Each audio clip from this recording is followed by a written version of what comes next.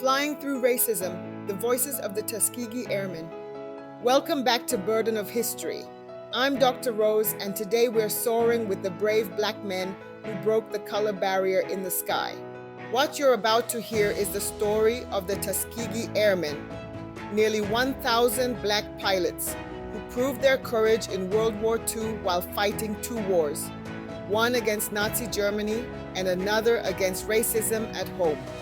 Despite being expected to fail by their own military, they became some of the best pilots in the Army Air Forces and helped pave the way for the integration of America's armed forces. This is their story, men who flew through racism to reach freedom. My name is Benjamin O. Davis Jr., a black man and pilot, and I was born the son of America's first black general in the Army. When I graduated from West Point in 1936, I was the first black cadet in 47 years. For 4 years, white cadets refused to speak to me outside of formal training. They wanted to break me, but they only made me stronger. I knew I wanted to fly, but the Army said no until 1941, when pressure forced them to create the first black flying unit.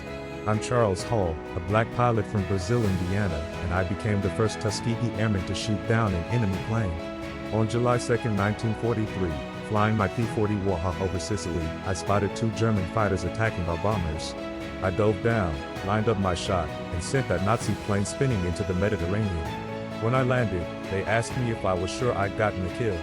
I told them I saw that plane hit the water. There was no doubt about it. My name is Lee Archer, a black aviator from Harlem, New York, and I finished first in my pilot training class at Tuskegee.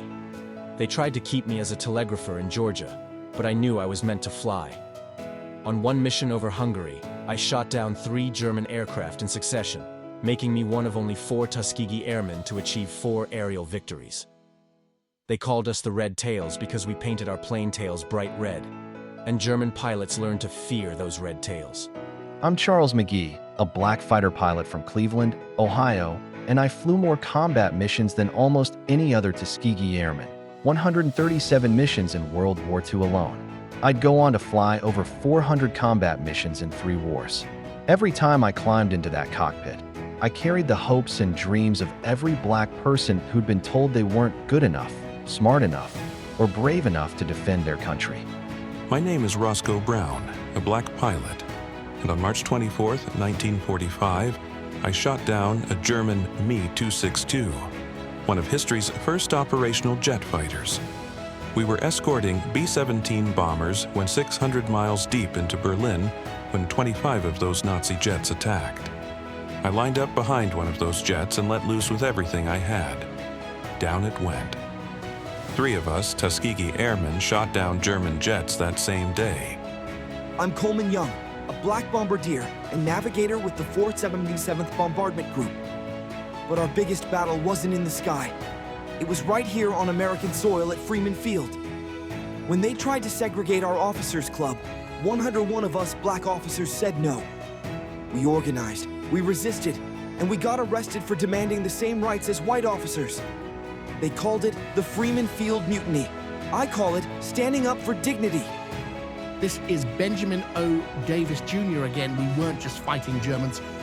We were fighting for the right to fight. Back home, we couldn't eat in the same restaurants as German prisoners of war. We couldn't stay in the same hotels.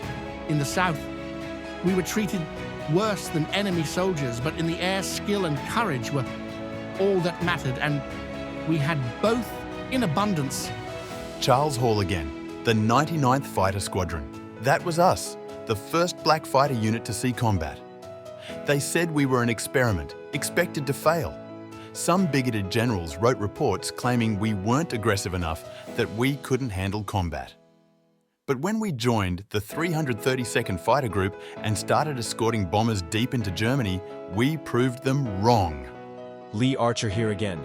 We flew P-40 Warhawks, P-47 Thunderbolts, and the beautiful P-51 Mustangs. But the most beautiful sight was watching German fighters turn and run when they saw our red tails coming.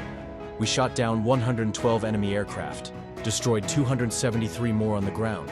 and even sank a German destroyer with our machine guns, something no other fighter group ever accomplished. Charles McGee here again.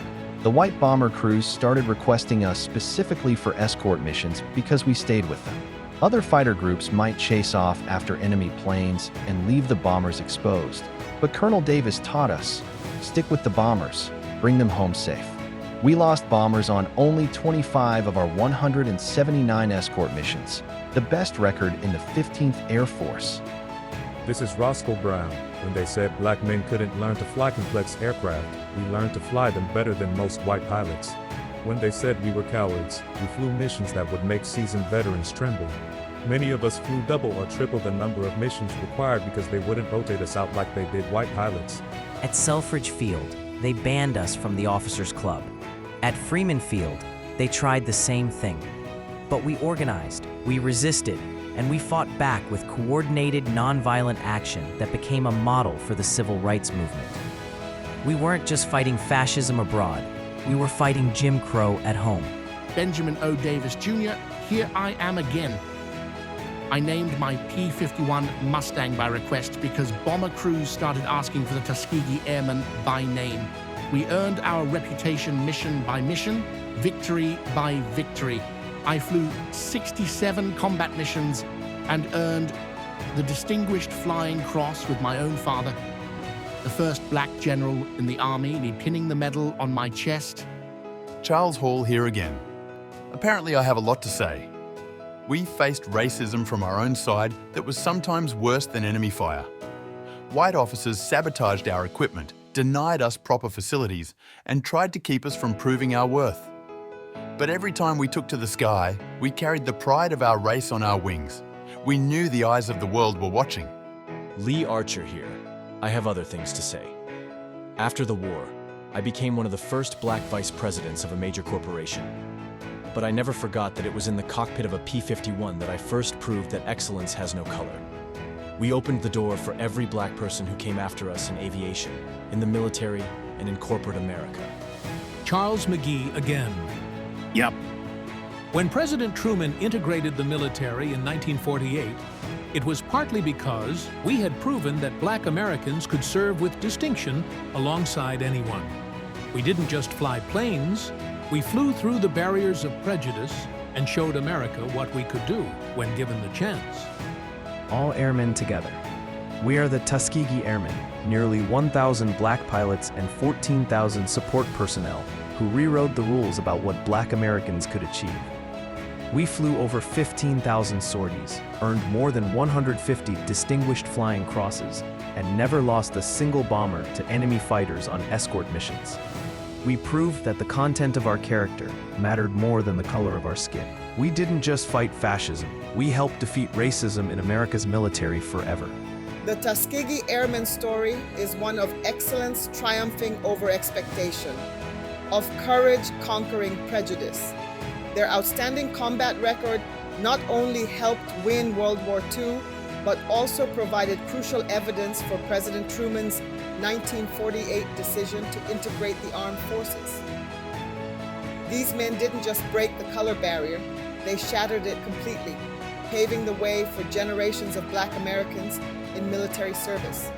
If the incredible courage of the Tuskegee Airmen inspired you, subscribe to Burden of History and hit that notification bell.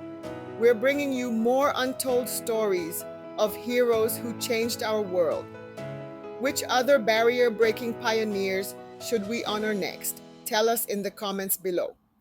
Until next time, remember that when we're given the chance to prove ourselves, we can soar higher than anyone ever imagined.